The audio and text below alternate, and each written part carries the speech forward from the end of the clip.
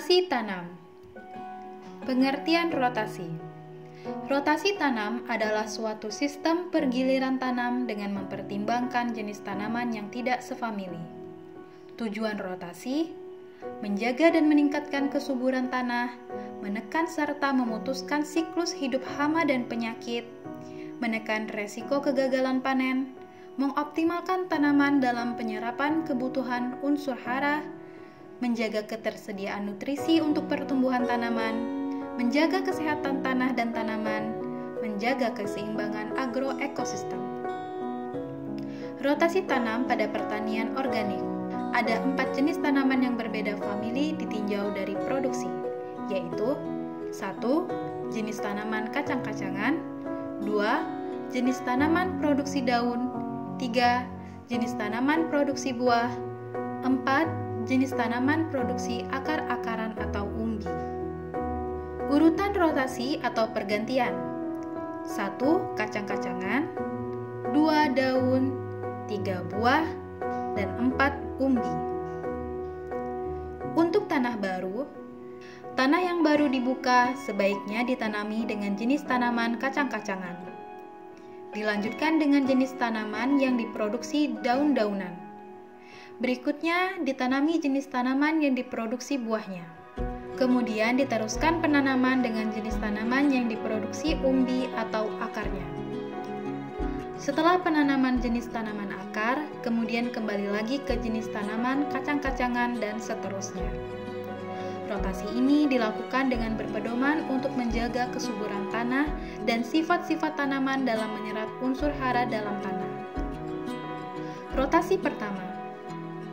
Tanaman kacang-kacangan bertujuan untuk membangun struktur tanah dan kandungan nitrogen dalam tanah.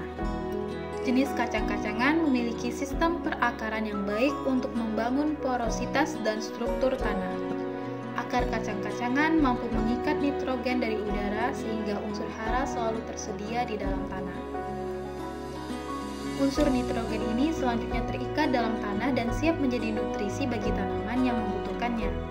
Tanah yang telah ditanami kacang-kacangan mengandung N yang cukup sebagai residu sehingga rotasi berikutnya. Rotasi kedua.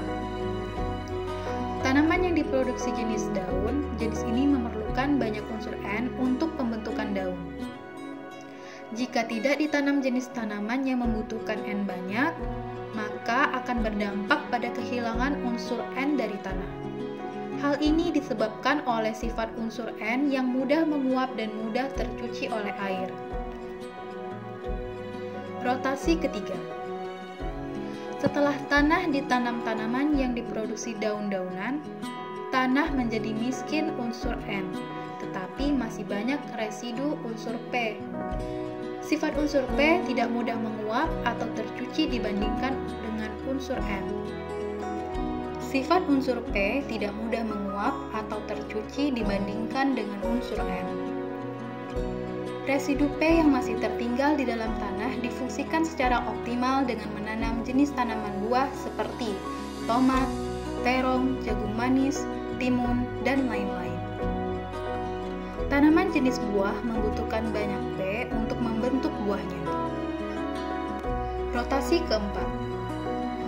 Tanah yang telah ditanami jenis buah cenderung miskin unsur N dan unsur P, tetapi tanah masih kaya akan unsur K. Unsur K sangat diperlukan untuk pembentukan umbi. Sehingga rotasi keempat ditanam tanaman jenis umbi-umbian seperti wortel, bit, ubi jalar, atau lobak. Setelah ditanam jenis umbi-umbian, maka tanah menjadi miskin akan nutrisi. Untuk memperbaiki kesuburan tanah, kembali ditanam jenis kacang-kacangan. Demikian rotasi tanam yang diterapkan di KW. Selamat belajar!